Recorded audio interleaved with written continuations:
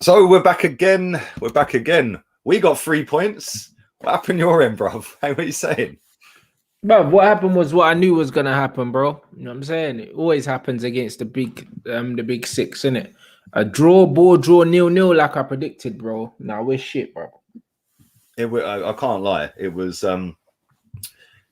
mad. And that chance right at the end where you had a breakaway. And I actually put a tweet out. I said Scott McTominay has got 0 IQ, footballing IQ. Yeah, because if he had half a brain on him, bruv, he would have just whipped that, and Rashford and James would have been in. But it was it's weird because like he sets you up so defensively in these games, it's mad. Yeah, and then everyone expects like, oh yeah, this is going to be a great game. Well, it ain't, because you've got everyone behind the ball.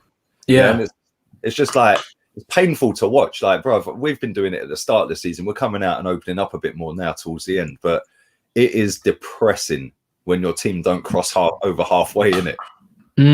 Bruv, just the game. Like, you know what the worst thing about it is? Not from my point of view, but for other United fans, it's the hope that kills you, innit? I've got no hope, so I'm fine. You know them ones. But like there's a lot of United fans that genuinely think that Ollie's a good manager and genuinely think he can turn it around. And you see the disappointment that's going to hit them when they finally realize that this guy's an absolute fraud, yeah? I'm just not going to feel that, bro. You know what I mean? I'm numb to this whole situation right now, bro, if I'm completely honest. Like, I don't feel anything when I watch them play no more because I know it's just trash. Yeah, it's hard when you when you've seen United do so well and you've grown up on standards being high, and then you just see your team like they're going through the motions.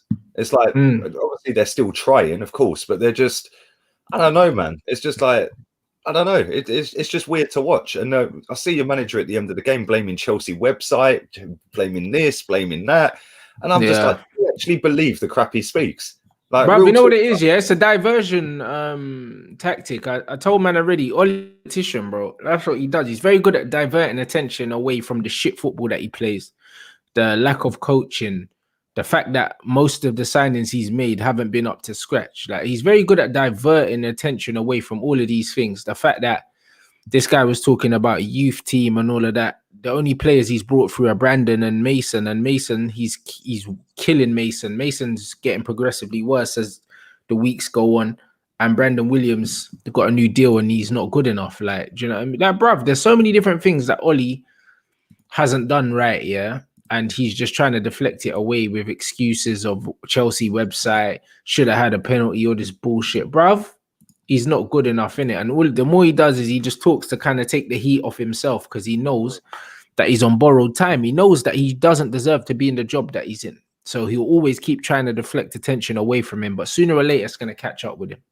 100%. You can only blag people for so long, mate, before reality hits and everyone says, right, enough's enough. And I think he'll be gone end of the season, if I'm honest. I think that I would not be surprised if they have lined somebody up to take it for next season.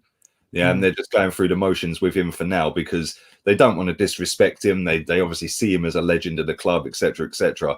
And you are still in that top 4 at the minute. So I think if you was to drop out of that top 4 in the next couple of weeks, then the pressure would crank up on him. Not just by you maybe, but by your fan base. I know some of them are deluded, man. I see it all over Twitter every day. But most of them are. Most of them are, bro. They don't know ball, innit? Like, now, I mean, I don't know, it was refreshing to see, like, I saw a good thread today from someone about Ollie and how this guy single-handedly lowered the expectations at the football club. You know what I mean? And it made me happy because it's good to know that there are people out there actually still trying to uphold they're still trying to uphold the level and the expectations that we should be having. So it was refreshing, bruv. And hey, it's damning for Ollie, bro. He's disgustingly bad, bro.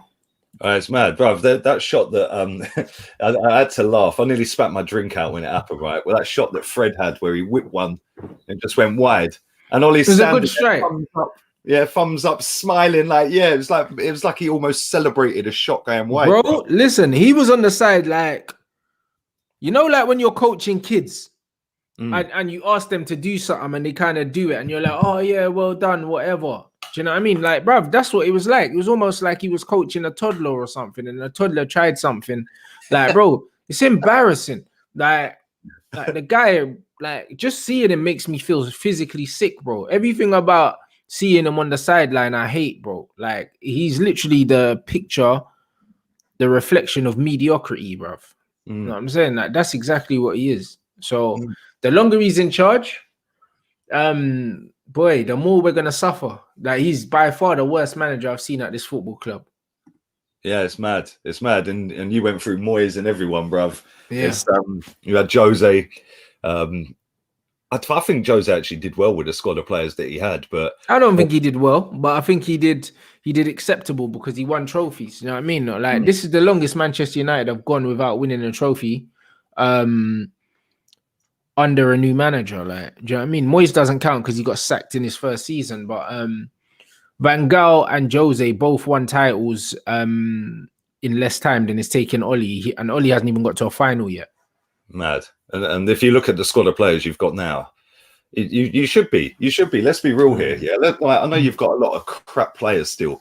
Yeah, like Phil Jones, Brandon Williams, players like that. Yeah, but they're not playing. So exactly, they don't even get in the squads. So that can't be used as an excuse. The ones that he uses on a week in, week out basis, they're good enough to be getting into finals. Yeah, and it just seems like every time he comes up against a big team, he just bottles it. And the reason he bottles it for me is because he's got nothing tactically about him. Yeah, so absolutely. So what he does is he goes, right, let's just shut up shop and hope that one of our stars just bails us out and gets a goal. Yeah, and if we can just defend on the edge of the box. It was embarrassing at times yesterday, man. Like for a neutral looking at the game, there was entertaining moments of the game. It weren't as bad as a lot of people were saying, but as a Man U fan, I can see why you're sitting there fuming, brother. It's just like, same again. You've scored 1 goal in 7 big games this season. That was a penalty. Well, this is it. I mean, and people think that we're progressing, and people think that we're going in the right direction. Nah, bro, the right direction is sacking this manager, bro. Yeah, no, I agree, mate. I agree. And obviously, the penalty that wasn't given. Did you think that was a penalty? Nope. See, I thought it was. I thought that he made an unnatural reaction to the ball.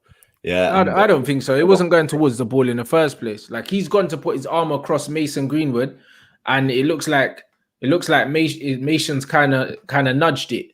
Do you know what I mean? Just kind of come off his shoulder, hit man's hand, and then went back onto Mason. He's clearly gone to put his arm across him just to kind of put his body in front. Like I don't think it's an unnatural movement, bruv. Like when players are coming across you in football, you do it all the time. You just put your arm out. Oh, yeah.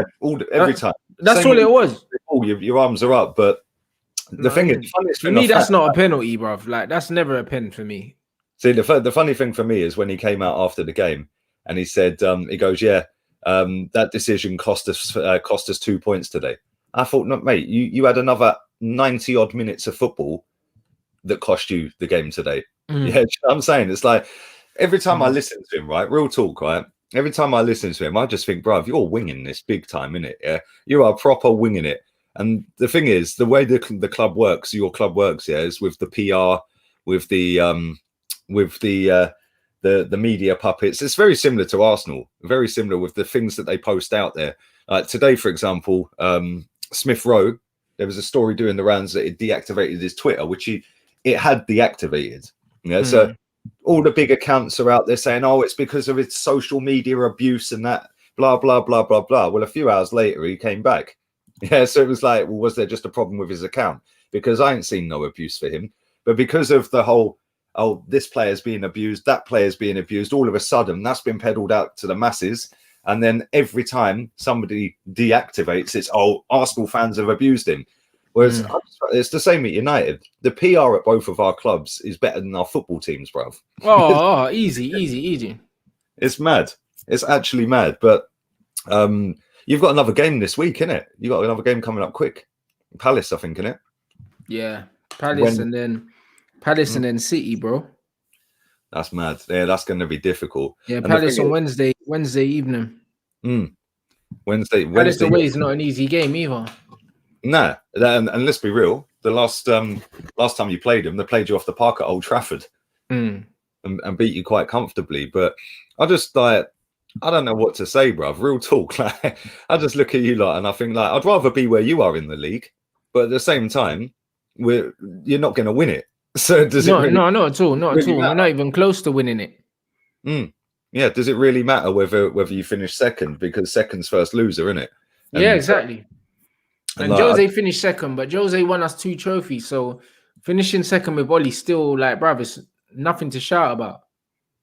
no, it's true, man. It's true. But yeah, I wanted to ask you about Bruno Fernandes as well, because man ghosted another big game. I thought he was shit, bruv, if I'm honest. Ball, every time I see him on the ball, he gave it away. Yeah. Yeah, and I was just like, bruv, why are you doing this? Like, why can't you control a game? And I think, like, I'm not Pogba's biggest fan, yeah, because I think he's been mad inconsistent since he's been there. But that's because of varying other factors where he's been played out of position and stuff like that, yeah. But that if that was Pogba in that game, yeah, they'd already been slating him, bro. Yeah, but exactly. If that was Pogba doing what Bruno did yesterday, everyone would be on his case, bruv. I ain't seen no slander for Bruno Fernandes about ghosting yet a big game again. He's untouchable, bro. He's untouchable. And then the pass from McTominay. Yeah, I see people. Somebody put it in the chat a minute ago saying people were cussing Martial, yeah, for it not being a perfect pass to McTominay for that chance at the end, instead of cussing McTominay. I actually thought it was a really good pass from Martial, and he took so many touches down that wing that the chance had gone, because Reece James had come back in and cut off that angle to whip it across.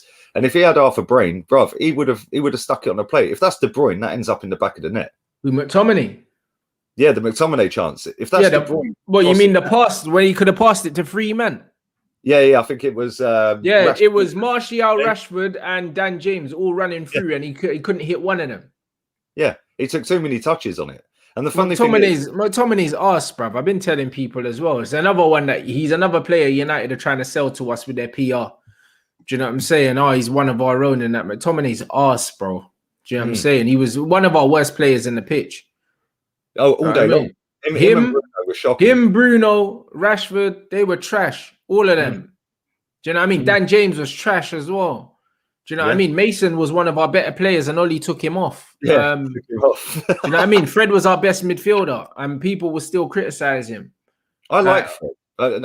Every time I see online, your fans just cuff him non-stop. And I know, bro. He's the easy scapegoat, innit, bro? Like, it is what it is, bro. But honestly, all the favorites yesterday were trash. You know what I'm saying? And there's no energy for them online. But people will talk about Martial, bro. Hey, I think Dan James and Scott McTominay, I think them men might have given the ball away more than they completed passes, bro, in the game. It's mad, bro.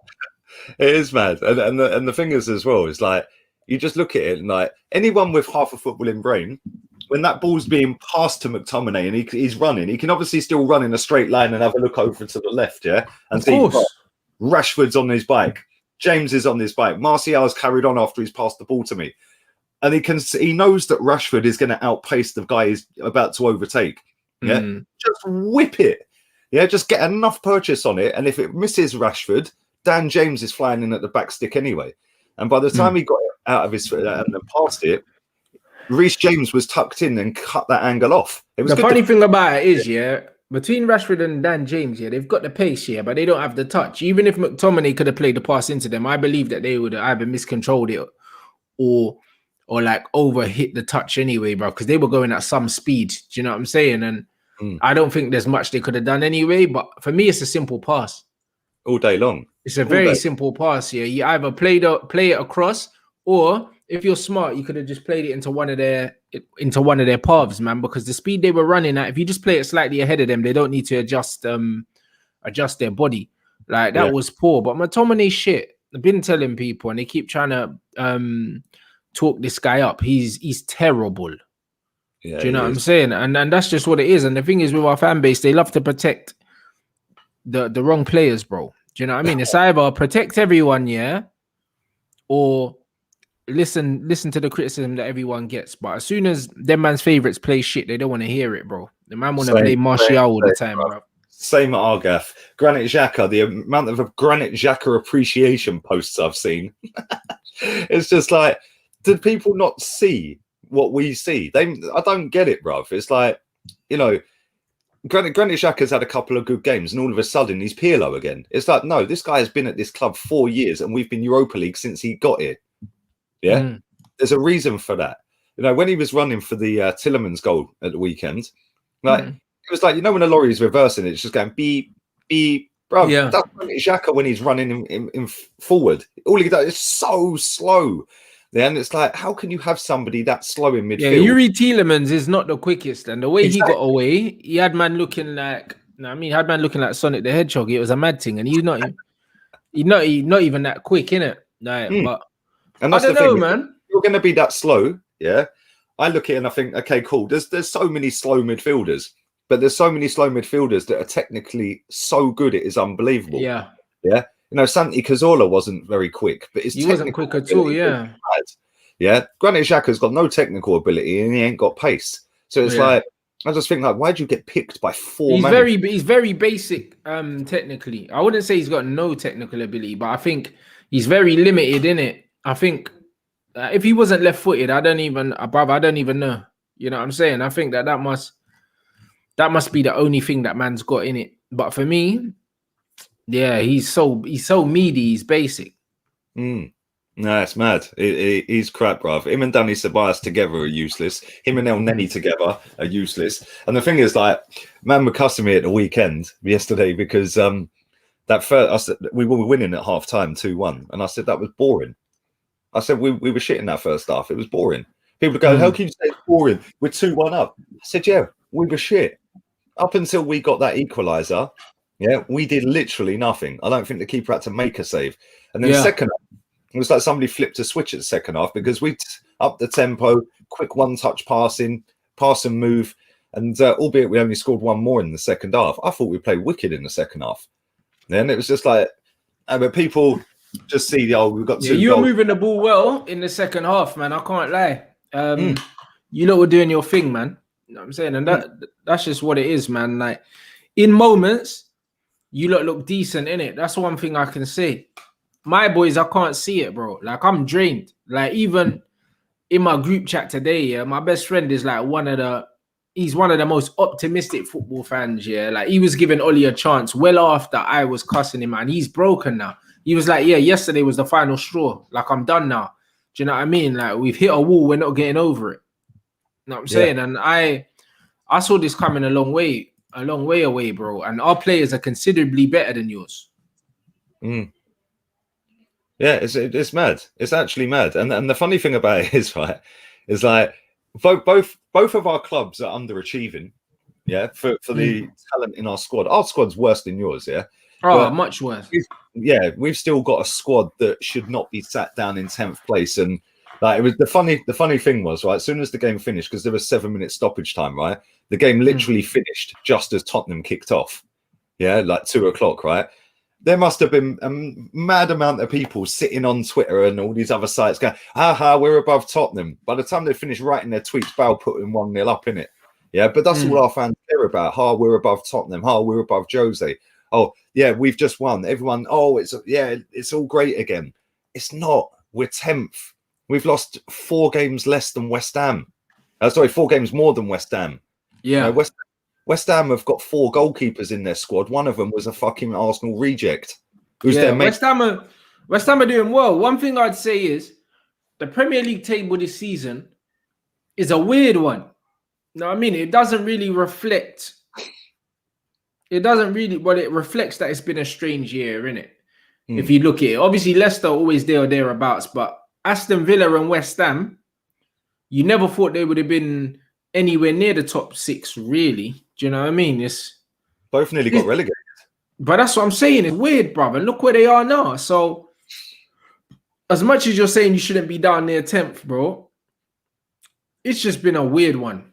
It's just been a weird one. I'm not even gonna lie, bruv. Like, and the gap between 9th and like we're 2nd and we're closer to 9th than the top. Oh, that's jokes. You see what I'm saying? So they've got moves tomorrow, innit? Yeah. Yeah. So I think perspective is everything, bro. Like, honestly, I think perspective is everywhere. Everything. Because even though we're 2nd, we're so far away from top. we could easily be fourth. Do you know what I'm saying? Next couple games, if we draw again at Crystal Palace and then man lose to Man City, before you know it, yeah, bruv, like we're crying to hold on to this top 4. Yeah, from being top. So yeah, especially if like, because I think Everton have got 2 games in hand as well. I think they can get up. Aston Villa have got a game in hand as well, I think, so they can climb even higher.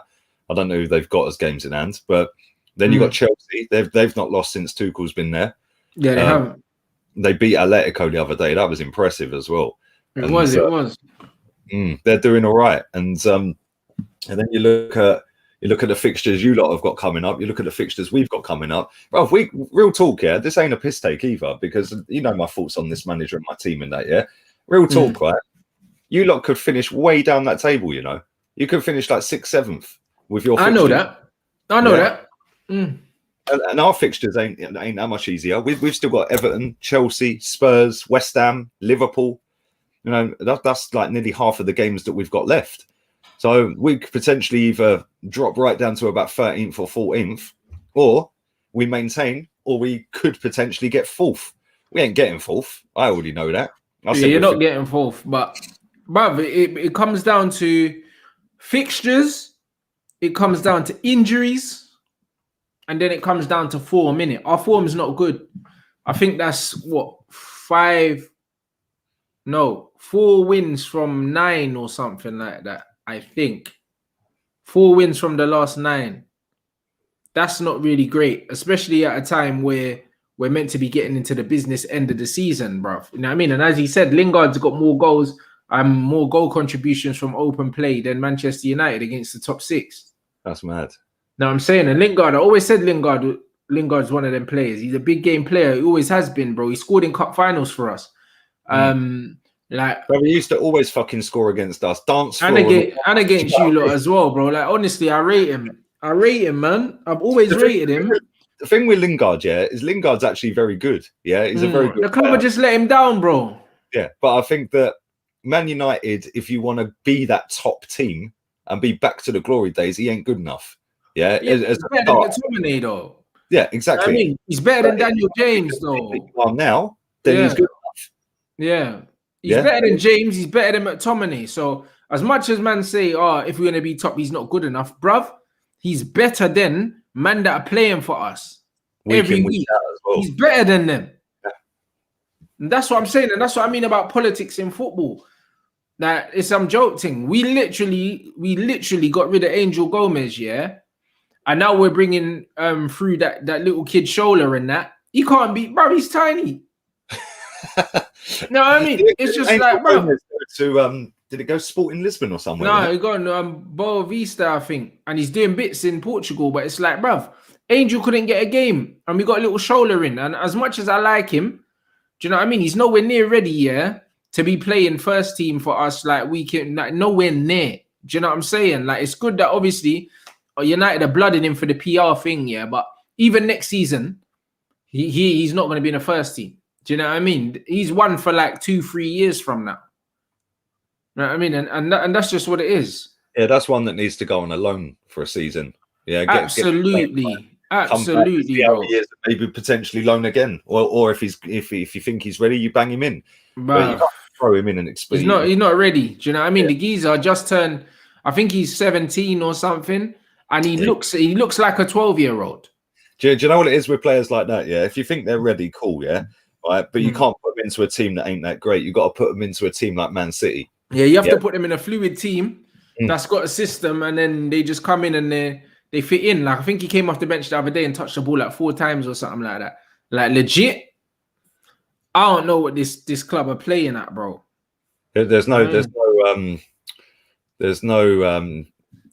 foresight, really, is there? It's just a case of make it up as they go along. There's no direct PR thing, bro. United DNA. Let's give a couple debuts on that for the sake of it.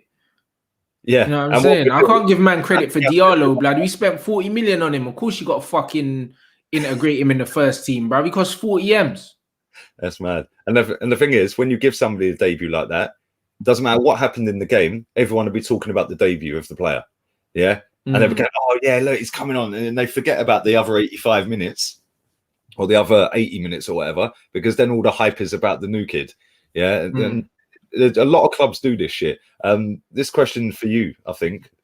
You think second in Europa / FA Cup is a good season? Yeah, it's a decent season, but we're not getting that. Well, yeah, you got to get to a final. We're not winning a cup this season, guys. We've got 2 losses and 5 draws against the top 6 this season. We haven't beaten a top 6 team this season. So if you don't beat a top 6 team, you're not winning a trophy. Fact. I don't know how better to put that. Do you know what I'm saying? Because Tottenham are still in that Europa League. Arsenal are still in there. And then we've got AC Milan. You've got Villarreal. There's plenty of teams in there that can beat us. So it's one of them ones where I'm not thinking about no trophy until we get to the final. And I don't think we're getting to the final of either of those competitions based on the level of performance I've seen from United against the top 6 and also in the Champions League where we needed 1 point from 3 games and we lost all 3. There's nothing about this team that tell me that they can get to a final, let alone win a trophy. Like nothing. And that's the thing. That's the difference between your team and my team is that when we get to a semi-final, 9 times out of 10, bang, we're in the final, and then we go and win it. Yeah, especially FA Cup. Obviously, Europa League we didn't, but when it's the domestic cup, yeah, bang. I know as soon as we get a semi-final, we'll win the cup that year. Yeah, because these lot decide to suddenly wake up and say, "Oh, we can win a trophy now." Yeah, when there's like for United, it's like they almost bottle it. It's like, "Oh shit, we have to wake up now," and then they flop every single time. Bro. And the way you go out of competitions is embarrassing, man. I can't lie. Yeah, like the way you went out the Champions League, that's a disgrace. He should have been potted straight after that group stage. 100. That's exactly what should have happened, my bro. But well, we're not. I mean, we're not run like a big club. You know what I'm saying? So we don't make decisions like a big club. So we'll continue to suffer as fans, bro. Yeah, true, man. Thanks again for your donation, mate. It says Latan's out of the first leg in your game. Yeah, I know, I heard, but I don't care about that. There's 2 legs to the tie. They're up the top for a reason. Do you know what I'm saying? Yeah. They've still got a decent team. I don't know how many games Ibra's played this season, but listen, it doesn't matter whether he's out for the first leg or not. The chance of having it wrapped up in the first leg are slim anyway. Facts. And, do you know what I mean? So then second leg, he'll just come back and bully your defence. You know, there was chances yesterday where Olivier Giroud was just running off of the back of your centre-backs. And I'm like, rah, this is Giroud. Yeah? Imagine what Ibra's going to do. You know what I'm saying? I like Giroud. I've actually liked Giroud better since he left Arsenal, believe it or not. Yeah, he's a good player, man. We created it. Yeah? And we never played to Giroud's strengths at Arsenal. We always tried tippy-tappy football. If we played like how we play now, Giroud would score a hatful of goals for Arsenal this season. Yeah, probably. Balls in the box aimlessly to no fucker, brother. It's mad. Absolutely mad. Big up to everyone watching live. 905 right now. Make sure you're smashing the likes up. Make sure you subscribe to Rants. His channel link is in the title. Blue hyperlink takes you straight to his channel. And let's read some of these other super chats out real quick. Keep pumping them likes up for me. What's your preferred Arsenal 11, Lee? Same for Rants at Man U. Bruv, half of my preferred Arsenal 11 ain't even at the club. They're on loan. Yeah. Do you know what I'm saying? Like, and Saliba should be in our team. Yeah, Maitland-Niles should be in our team. Guendouzi should be in our team.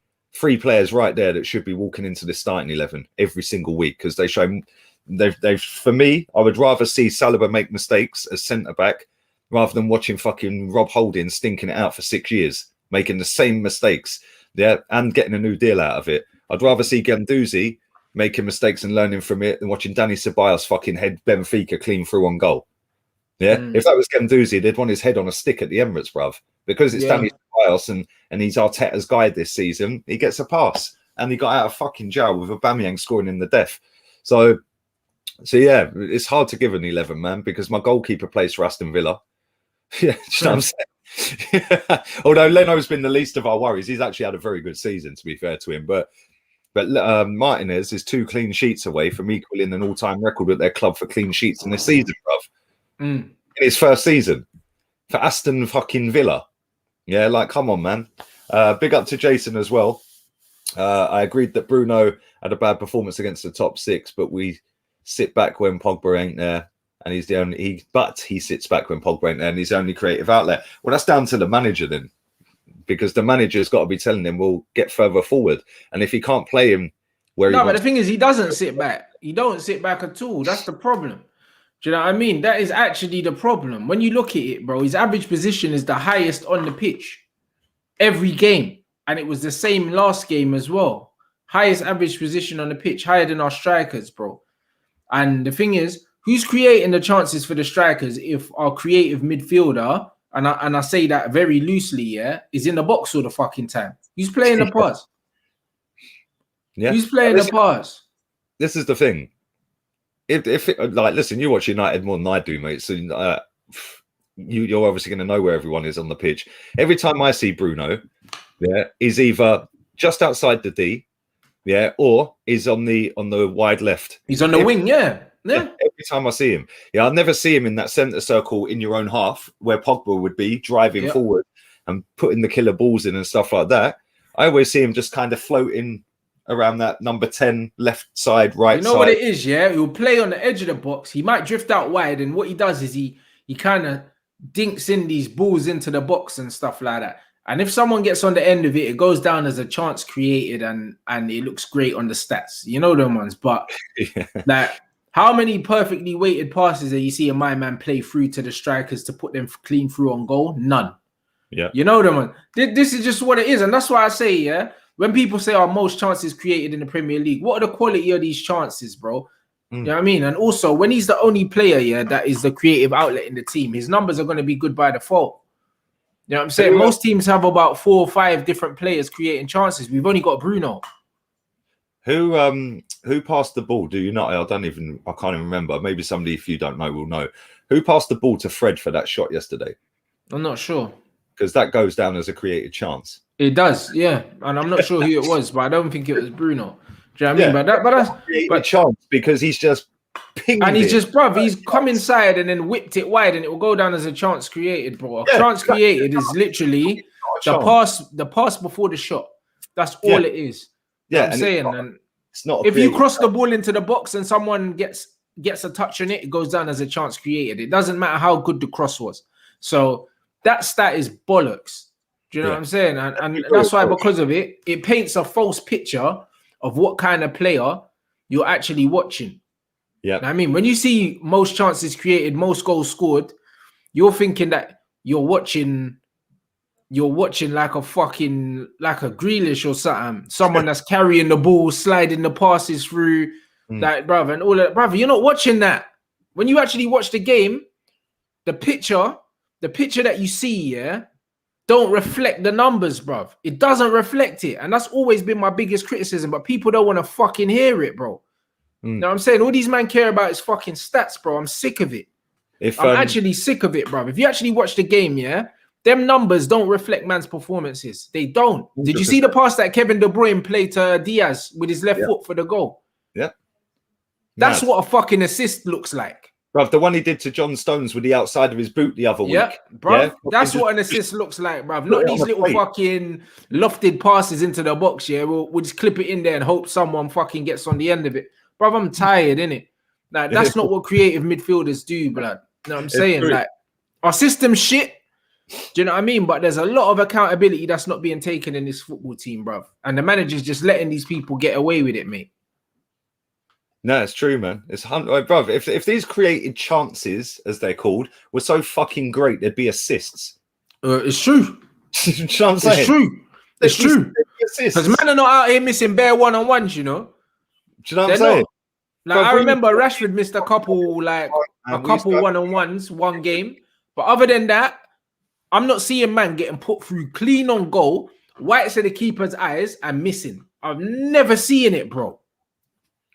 No, it's true, brother. I can't remember watching Man United this season. I've watched quite a bit of United this season. I can't remember seeing you go one-on-one with a goalkeeper and Rashford's put it wide, or Martial. Obviously, you have, but it ain't chance after chance after. No, but it's not clean through like one-on-one, like plenty of time, pick your spot. I'm never seeing it, bro. I'm not seeing it. No, it's true. I mean, I see them chances made for Mo Salah. Them chances made for Firmino, them chances made for Mane, them chances made for fucking Man City players. I'm seeing them chances getting made for Jamie Vardy. Yep. Everyone. Son getting played through on goal. Yep. Everyone's getting played through on goal except our players because we ain't got no fucking number 10 to pass the ball through, yeah, and set man up, bro. No, I'm saying like I'm cool in it. Like I never want to be managing a team where my midfielder's the top scorer in the team. No, you need your striker top scorer, bruv. I've Bruv, never. if your strikers aren't scoring the most goals in your team, systematically there's something wrong with your team. Why is he on penalties as well? Let's be real here. No, but I don't mind him being on the penalties, yeah. Even though that's bollocks, yeah. My thing is, when Pogba top scored Man United's team, yeah, and top assisted it, it was because the system was shit, bruv, and he was doing more than he should have been doing. Pogba should have never been our top scorer. He's a player that doesn't even shoot. Do you know what I'm saying? When your midfielder is your top scorer in your team, fundamentally, there's something wrong with your system because you're not creating enough chances for your strikers. Yeah, that's true. That's true, man. You're just not doing it. The reason I said about him being on penalties, for me, I don't know whether I'm just old-fashioned or not, but for me, the striker takes the penalty, bruv. Yeah, same in my team. I wouldn't let my midfielders take the penalties, but because he's a penalty taker and he's got a good record, I won't dispute that. But for me, my striker's got to be on the pens. Yeah, got to be on them. Yeah, definitely, man. 100%. All the way down the years, bruv. Shearer, Letitia, Thierry Henry. Yeah, fucking any of your strikers you could. Any of your strikers normally. Van Nistelrooy took pens, bruv. Yeah. Like strikers get paid to score goals, so strikers should really be on penalties. Do you know what I'm saying? But it's one of them ones. When we got a midfielder that's more interested in scoring goals than creating goals, isn't it? And for me, that's not what a number 10 is to me. You know what I mean? So it's just one of them ones where the strikers are always going to suffer. They're always going to suffer. And I'm not saying it's his fault. It's not, but it's the coaching and the system. Yeah, definitely, man. 100%. Big up to George as well. Thank you, Jason, for your one. I must have read your first one wrong, Jason. Apologies, mate. Milan are crap. Juve, Lazio, Atlanta, Roma, Napoli, top 6 in Italy. They've all been inconsistent this year. Easy win for United over both legs. Well, this is United. Nothing's easy. Yeah, I hope so. I hope so, bro. I'd love it. Do you know what? We played them. It's going back quite a few years ago, but we hammered them, bruv. Like literally fucking hammered them. I know they've got a bit better since. You clotted them in the San Siro, but I remember when Arsenal beat Milan when you lot still had Fabregas and that. That was one of the best performances you lot probably put in Europe. Yeah, definitely. 100%, man. 100%. And 1 second, what's his name? And yeah, Omar, I see your thing where you said Mohammed, Omar. He said yeah, he doesn't play like that for Portugal. He plays in the 8. I know that. He does play in the 8 for Portugal, but he's only got 2 goals for Portugal. Is that all he scored? Yeah. Well, in his entire international career. Yeah. Because he's not one of the main men in the Portuguese team, bro. Like he's got a different role there. You know what I mean? He's not as important for Portugal, bruv. Like the team is literally so dependent on him because we don't have a system. But for Portugal, he's not one of their main Donnies, bro. Man's got 2 goals. Obviously, Ronaldo's on the pens. Do you know what I mean? But he's got 2 goals, bruv. Like man's not the prolific goal scorer that he is at Man United because he doesn't play in the same position. He's not afforded the same freedom. He's playing in a different role completely. Know what I'm saying? And if he was actually made to play in a system at Manchester United, it'd be a different ball game, bro. Completely different ball game, man. You know what I'm saying? Like, I even the guy that's replaced him at Sporting now, he looks fucking tidy, bro. The kid, that Consalves, bro. Yeah, he does. He looks like a proper playmaker. Like a proper playmaker that can pass and do these other things. He won't be in that league for long, mate. Trust me. No. He's gone soon. I reckon he's probably got 1 more season in that league. He looks like an actual playmaker that wants to try and slot people through and do other things like that. Do you know what I mean? I think at United, he's just playing pretty much as a centre forward, bruv. Yeah, see, this is the thing. This is a good point. João Felix is the main man after CR7. I know. And that's the thing, right? João Felix is miles better than Bruno. Miles better. Like technically, fucking end product for me. Everything, ability, everything's better. Yeah, and I do think João Felix is massively overrated, but that's because of the price tag he went for. Nah, he's playing at a club that don't want to attack, though, bro. To be fair.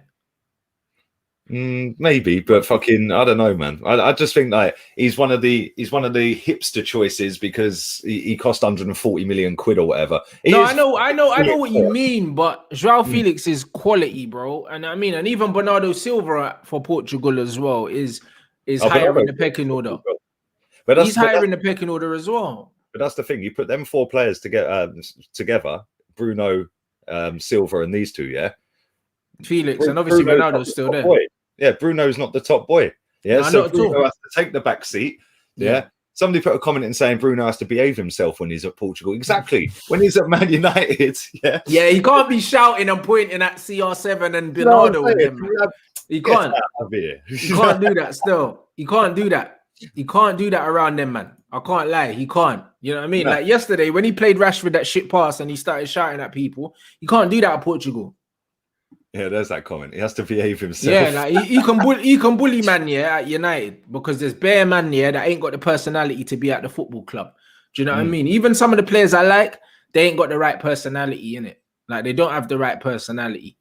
And that's one of the things as well. People get onto Martial, but I just feel like he don't have the arrogance. He don't have, do you know what I mean? That kind of nastiness in him. Do you know what I mean? That he needs sometimes. I think the reason why people pick on him, yeah, like the fans and that, is because he just don't have that bastard in him. I think he's too quiet, too nice. I think Mason Greenwood's like that as well.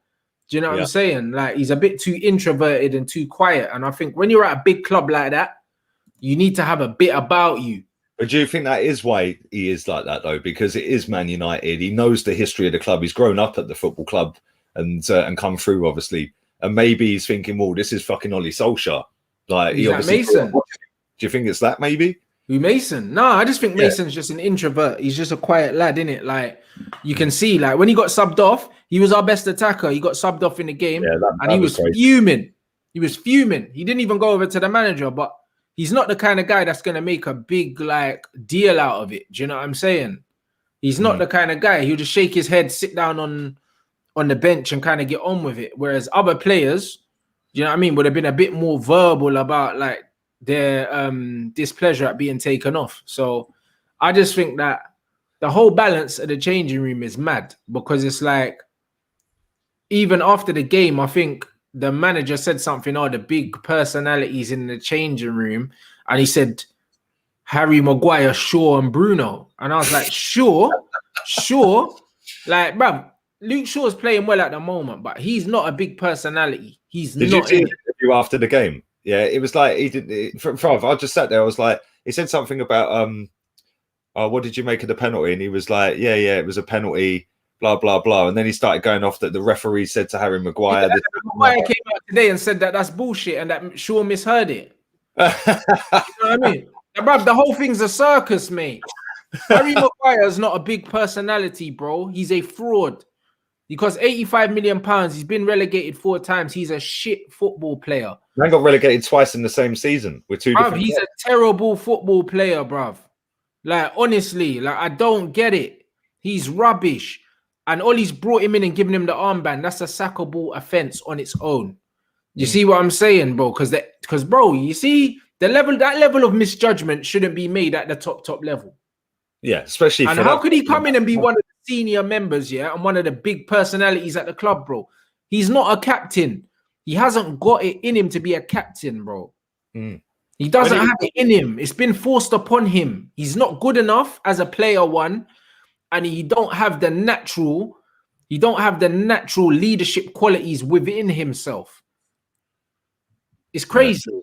Him, sure, 2 big person. That ain't. If those are the big personalities they're talking about, that dressing room is on the floor. Hey, mate, don't worry. We got Granit Xhaka leading us to glory. He does his talking on the pitch, apparently. Yeah, this guy only ever comes out and does an interview when we fucking win. Yeah, doesn't ever come out any other time.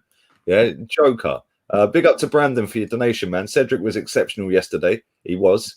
And that's why Pepe had a better game, because he had a proper right back behind him that overlaps. Guarantee he puts him back in for Olympiacos. Bellerin, 100% Bellerin be back in for Olympiacos. We already know, bruv. Yeah, fucking adopted son. We already know this. He gave him a weekend off. Maybe he wanted a weekend off. Dad, can I have the weekend off? Do you know what I mean? Big up to Pirate King. Arsenal played Sporting in the Europa some time back. Didn't even see Bruno in both games. High risk, high reward, which is dangerous. It's not just high risk, it's high volume. Like Statman said, against the smaller teams, he averages about 80 something touches a game. Against the bigger teams, he averages about 60. Do you know what I mean? So the less touches of the ball he has, the less effective he is. Do you know what I'm saying? It's a high volume thing. It's the same with Trent Alexander, high volume. He'll put in 40 crosses and then he'll get 1 assist and everyone will have their fucking dicks out. I don't care about that. Do you know what I mean? Like, bro, like honestly, yeah. And you know what the maddest thing about it is, yeah? I saw this early doors, bro, and I see the qualities that he does have as a footballer. I just think that these men are massively blowing it out of proportion because of the numbers, bro. Every time someone wants to argue with me, it's always about GA, bro. But I watch and analyze the game of football, bro. Exactly. How many times has man played like he played yesterday but scored a penalty and everyone's talking about GA and goal contributions? Yeah. Look, if you don't play well, I don't care if you scored a penalty. I don't care. Like, legit don't care, bro. Like, where were you for the rest of the game when the team needed you, bruv? And he's not the only player that don't play well and puts up decent numbers, but he's the one where as soon as you criticize him, you got a whole section of the fan base talking shit about agendas. And I'm like, bruv, come off it. You know, like that. There's loads of players that play well, don't get put up numbers, and they're getting slated, bro. 100%. Do you know what I mean? One brother asked me, yeah, what players at United do I rate apart from Pogba and Martial? I rate Van der Beek. I rate Greenwood. You know them ones. When we talk about rate, like, it depends on what you mean by rate. I see qualities in a lot of these players, but you have to play them correctly. Do you know what I mean? Nemanja Matic has his uses, bro. Like, his legs are gone, yeah, but he's still got a decent football IQ and he's good enough technically to play. So is One Matter. Do you know what I mean? I don't rate fucking Dan James. I don't rate McTominay. I don't rate Maguire at all. Do you know what I'm saying? I like Wan-Bissaka, but I don't think he's good enough on the ball to be playing for a Champions League team and Premier League champions. I don't think he's good enough on the ball. Do you know what I mean? Luke Shaw, the way he's playing right now is good enough to play for us. Do you know what I'm saying? Lindelof, not really. I think if he goes La Liga, he looks like a decent player, bro, because his fundamentals are good, but physically he's not up for the Premier League. Yeah, Eric Bailly's quality. You know what I'm saying? Like Fred, I like Fred. Do you know what I'm saying? Fred's a brilliant player to have in the squad. And if he's played with the right partner, he can look exceptional. But for me, even if you got Fred as a squad option, yeah, it's not bad, innit? He's way better than McTominay. Lights and days ahead of him. Do you know what I mean? Rashford, good squad player as well. You know what I'm saying? If you're not at full strength, yeah, bro, I can't win a league and win Champions League starting him every week. I can't. He's not good enough. Like that's just how it is for me. So, but I still think he's a decent player. But I think people are under the illusion, yeah, that because I don't rate players as highly as the fucking fanboys rate them, it means I think they're shit. No, the players I think are shit, I'll say they're shit. Yeah. You know what I'm saying? Like Dan James is shit, bruv. Maguire's shit.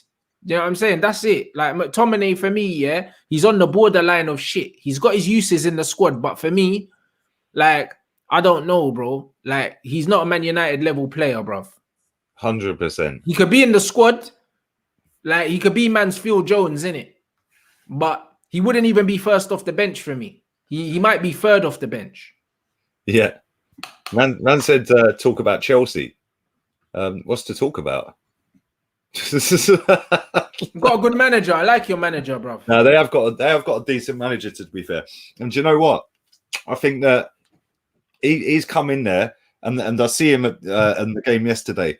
Bruv, the way he rips into his players is mad when they're on the pitch. He's shouting at them, he's cussing them, saying, pass the ball here, pass the ball there. Yeah, why did you do that? I'm like, rah. But that can go one or two ways. You can very quickly lose a dressing room doing that. Yeah, but they are playing for him at the minute. You can see they are. He's got a style of play. He's using all of the squad to see who he wants to get rid of in the summer. I think this is more of a little test for him between now and the end, just to see. Bruv, if Chelsea have a creative, like a creative attacking player, they're dangerous, bro. Like if Ziyech like finds form, yeah, or Havertz finds form, whichever one of them two find form, I might even play Havertz as a false nine and see how he gets along. Yeah, because I genuinely believe, for me, that's his best position, false nine. I'd play him there and see how he does, because like when I look at Pep's system, yeah, the fact that they could play De Bruyne there and all these guys, if you play someone that's got a bit of a pass on him, and can turn on the half turn, play in the pocket. I think that Kai Havertz can do that false nine role similar to what Fabregas did for Spain. You just need the right system around him. I think that maybe he could do that because it's not necessarily getting goals from the middle. It's more just kind of releasing the wider players to get into goal scoring positions. Because I think even though Werner's not clinical, if you keep putting him through, yeah, of course. If that he'll score. Goes clean through 1-on-1, yeah, he'll score eventually, bruv. You just got to keep feeding him, innit? And the same will be with whoever they play on the other side, whether it's Ziyech or even if they play Mount there. Do you know what I'm saying? Whatever. Like, I believe that they'll get chance. If they keep creating chances, they'll score goals. I think Chelsea's big problem is creativity at the moment. That's all it is. Yeah, they've got the players. They just need to find the right system to play the players in. And as soon as they crack that, they're a big problem. A big problem because they have got quality players. And they have now got a manager that's going to get that quality coming through. And if he can't, he'll go and flog a few of them in the summer and go and buy some better ones. Because if you go through their squad, I'd say maybe 70% of their squad they're going to keep or are worth keeping. The Chelsea. Yeah. Their squad has good depth. Yeah, there's about 30% of their squad that's shit or average. Yeah, that shouldn't necessarily be there. Yeah, but I think that's what he's trying to do, though. He's trying to say, like, since he's come in, he's played Marcus Alonso quite a few times, and their fans can't stand him. Yeah, I actually think he's not bad. Yeah, he's big, he's tall. No, he's good. I like him, but yeah, I like him. He lacks the pace, and in the modern game, I just think I can see why people won't like him because people are obsessed with pace in the modern game. Yeah, but that's the thing. Technically, he's pretty good. Yeah, he scores goals. He can win headers because he's over 6 foot tall, so he can go up on corners and get you a goal. Yeah. He can win headers in his own box if he's coming in as a last man on a defense. Yeah, and can read the game from the ball being whipped over. He can go and attack it out because he's got the height. Yeah, and yeah, all he lacks is pace. I actually think he's better than fucking Chilwell, bruv. I get cussed every time I say that. Yeah, so do I. He's a better footballer for sure, but Chilwell's a better athlete. So yeah, I mean, in the modern game, they only care about athleticism. They don't really care about football anymore. Unfortunately, that's kind of what it is. But yeah, I think that they've got the basis to be a title challenging team next season. Yeah, it just depends who they get rid of. I think Mason Mount's been their best player this season. Yeah, Mason Mount's been brilliant. Like I gave him a lot of stick when I first saw him play because they always like to force these young English players on you and like to overrate them, innit? And obviously Lampard was sucking him off, but Mason Mount's a good player, bro. Yeah, no, 100%. He should have scored yesterday as well when he went. Yeah, he's a good player. I'd play him if I had him at United. I'd play him. I'd start him. It'd start at Arsenal all day long. Day long. And the thing is, when he went clean through yesterday, I didn't realize he was that quick. Like, because he was bursting away from man as well. I was just like, wow, you're actually pretty quick. Yeah, and he got in the box, and I thought, right, now hit it. Yeah, and that's the only criticism I have of his game. That's my thing with Mason Mount because guys were like, oh, Mason Mount's not a defensive player. He can dribble. He can do all these other things, yeah? But then he gets into the box. Yeah. And I'm like, show me then. Do you know what I mean? Show me you're an attacking player. The back of the net. Do you know what I mean? Show me you're an attacking player. And it's kind of like, you know what? Mount, he reminds me of like, it's one of them ones where I'm not saying like, I'm not comparing them directly, but kind of similar to how Lingard plays. Like in between both boxes, yeah, he's good. You know them ones. They're like number 8/10s where I think he's a bit more technical than Jesse. You know what I mean? Like he can take free kicks and stuff like that, but in terms of their energy and the way they pick up the ball and they move the ball in between both penalty areas, they're kind of specialists there. Do you know what I mean? And then when they get into the box, it's all like, do you know what I mean? It's all up in the air, bruv. Do you know what I'm saying? But in between both penalty boxes, good energy, good on the ball technically. He's better than Jesse in terms of striking the ball and like ball manipulation. Jesse's probably better at dribbling and bouncing the ball off, but I think they're similar in terms of like the positions that they occupy. Do you know what I mean? So yeah, they're probably both massively underrated. I mean, Jesse Lingard's underrated just because Arsenal fans don't like him because he danced at a ground twice. Yeah. That little fucker was fucking 6 rows in front of me doing the moonwalk, bruv. Like, literally, I just wanted to slap him. Yeah, like proper wind-up merchant. But you know what? That's what he has. And you mentioned him earlier about he's a big game player. Yeah, that's because when it goes to the big games, he's just a wind-up merchant, bruv. So he's like, yeah, I'm going to fucking wind everyone up today. I'm going to get in your face. Yeah, and he's got one of them faces you just want to slap. Yeah, and it's just like, yeah, man, fucking fair play to him. He's gone to West Ham and he's doing bits since he's got there, man. And as for Mount, yeah, Mount's a tricky one because, like, I think he can play in all 3 positions in midfield. Like, he could play as a deep line playmaker because I think he's got the passing, but he can play box to box. I think he can play as a number 10. Yeah, but he has to improve on his goals, bruv. That yesterday, he had to bury that. Like, you cannot be chopping back inside. The only time I would play Mason Mount in the attacking lineup is against big teams, like away from home, to go more defensive because he'll give you the defensive work rate, innit? So you might lose the goals, but you'll get the industry. Yeah, that's what it would be. His work rate's underrated as well. Yeah, his work rate's mad. So, so I would play him in that wide left or wide right position against like the big 6 because he'll track back the other way. You know what I mean? Yeah. Against the lesser teams, I play him more centrally. But he's a good utility player to have. He's very versatile. A lot of Chelsea fans I speak to don't rate him, man. They're just like, oh, he's this, he's that, he's Lampard's love child, blah blah. No, but he is. But the thing is, like I think that because of how Lampard was shoehorning him in the team at every opportunity, I think it did him a disservice. You know what I'm saying? Because he's actually better than what Lampard got out of him because Lampard kept moving him around all the time. You know what I mean? But I do genuinely think that Mason Mount is a good footballer. I just think that Lampard fucked his reputation by trying to play him everywhere, in the 6, in the 8, in the 10, on the left, on the right. And then everybody just got fed up with it because they're like, why the fuck is he playing every week? Yeah, everywhere. It's like Lampard just wants to fit him in somehow. You know what I mean? No, it's true. And that's just what it is. Big up to Man Knows Football for your donation, mate. Very generous. Appreciate it. United are lucky Chelsea didn't have a striker with any pace up top. Kante's passing let Chelsea down on the break. United unlucky not to have a pen. Give our channel a follow, Liam Rants. Hope to have you on one day. Top man, I'll do that as well. Man Knows Football, I'll take us to channel name, yeah. Big up to you, my guy. And you're spot on, man. If the thing is, I see why Chelsea went with a striker up top of like Giroud, yeah, because you were going to sit and park the bus pretty much. They weren't getting in behind. So Giroud is the best bet, especially with Tammy not being in the squad. And he very nearly fucking scored. He was literally, I don't know how he missed it, bro. It was close. But one thing I'll give their manager is their manager saw that we were there, yeah, and we weren't causing no problems. And he did change it. He took Giroud off. He went more direct. Do you know what I mean? And he brought on Werner and he brought on someone else, bro. He changed their strikers. He brought on Pulisic. Oh yes, Pulisic, Reece James, and you know what I mean. So he went with the false 9 thing. He did go for more pace and directness up front. So at least their manager tried to win the game. Our manager didn't.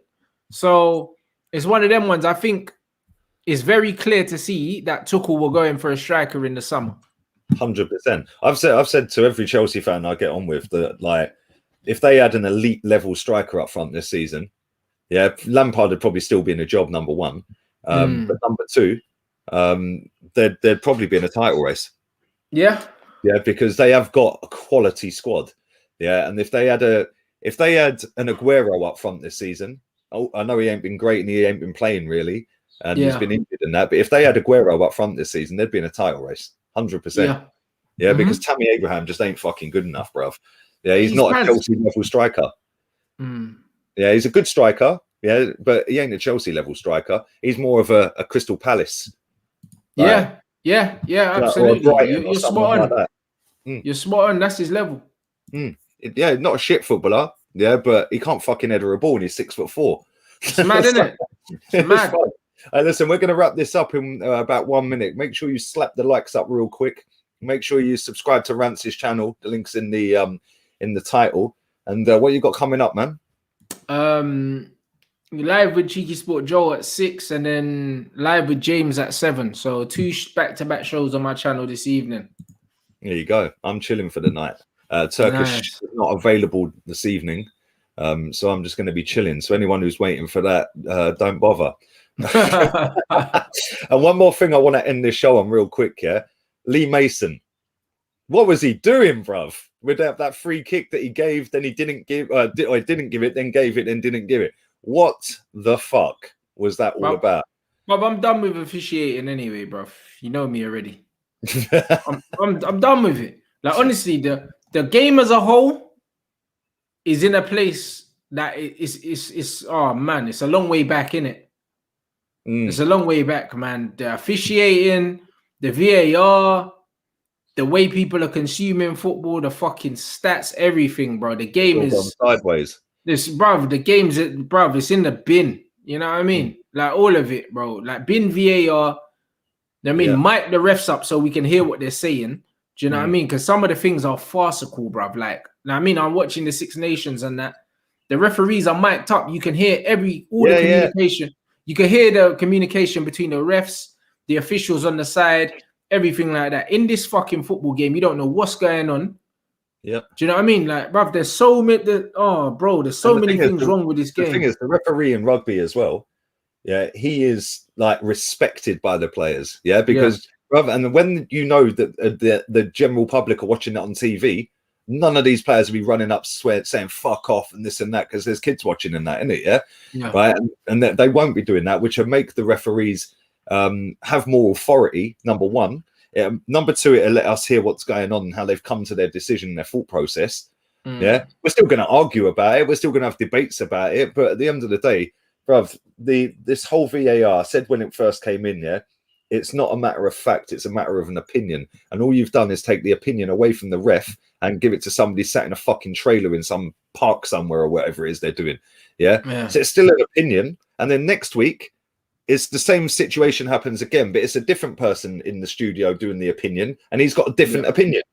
So it's a different decision. What's the fucking... so it's not even the same guy. Bro, it's mad. Yeah, and that's the thing. What is the difference in that than just letting the referees do it? It's exactly the same. All it does is waste 5 minutes of your fucking day. Yeah, it's like, do you know what I'm saying? When VAR is good, is like decisions like there was one the other week where it looked like a nailed-on penalty, I think it was, for Chelsea. Yeah, and then they went and reviewed it, and he was just outside the box in the D. Yeah, but it looked nailed on. When I see it, I was like, pen. Yeah, stuff like that, you know. But you know, one yesterday for us, I thought it was a penalty. And the Pepe one, and then they brought it back, innit? Yeah.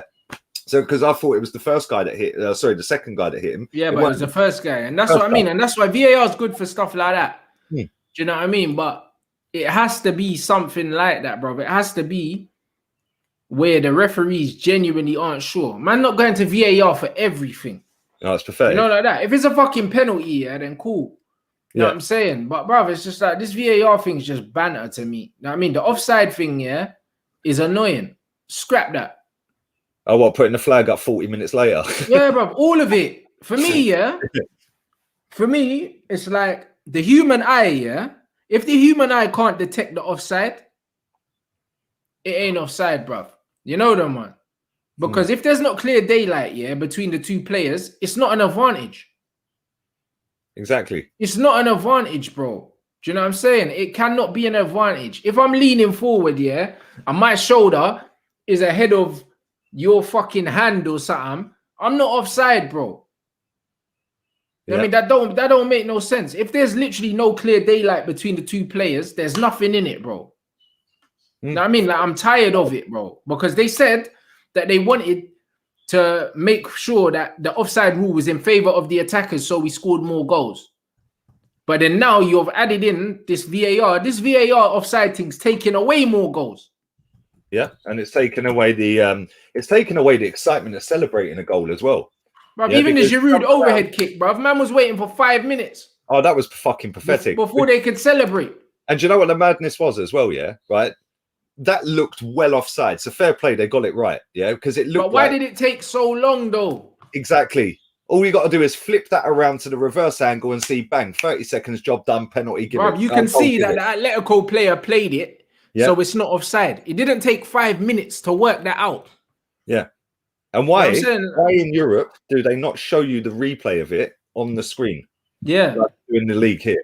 Why do they do that? And then on that particular game, they then showed a replay of the goal about 15 minutes later, which was the same fucking angle.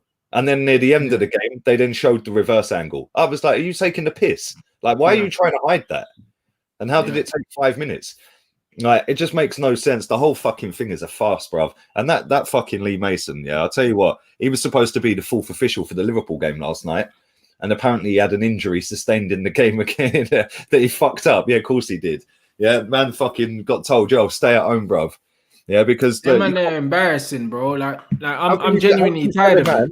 How can you tell a man, yeah, you can take the free kick? You blow the whistle and then you blow it again because you've realised the keeper ain't ready. Who gives a fuck? It's an advantage to the attacking team. Yeah. If the keeper's not ready, that's his business, bro. Yeah. Just like they say in boxing, protect yourself at all times, bruv. If I don't fucking, you know what I mean? If I don't step in, yeah, like brace yourself to get punched in the face, bro. It's that simple. 100%. 100 fucking percent. Anyway, listen, we're going to wrap this up, people. Thanks to everybody who's been active in the chat today, man. Loads you in here today. Make sure you subscribe to Rance's channel. Hyperlink is in the title. Click on it, takes you straight there. Smash the likes back up on this. Rance is back at 6 on his channel. I'm done for the day. I'm going to sit and watch Everton Southampton and relax after busting out fucking 8 hours straight footage yesterday, man. It was long. Bro, fan cams, it's fucking long, but I want to do them, so I'm not going to cry. But the one advantage I had by doing everything yesterday is that we started at 12 o'clock our game, so I was done by 4:30, 5 o'clock. But I was still editing shit while I was watching Man United. But yeah, man, big up to everybody who's put a donation in as well. Always appreciate that. Mad love from you lot. And yeah, man, we're out of here. Laters.